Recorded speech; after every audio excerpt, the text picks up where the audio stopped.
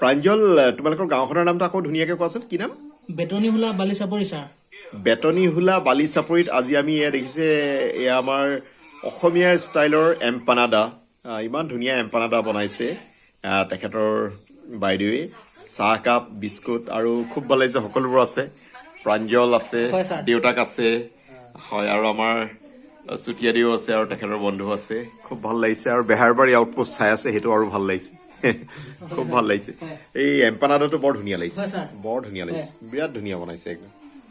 এইটো মই আগতেও এনেকুৱা ভ্লগ বনাইছোঁ এম্পানাডাৰ, কিন্তু এইটো যে আৰু বহুত বেছি ধুনীয়া।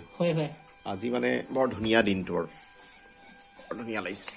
বাহ, আজি মিঠাইখিনিয়ে চব বেলেগ বেলেগ ন গধূলি।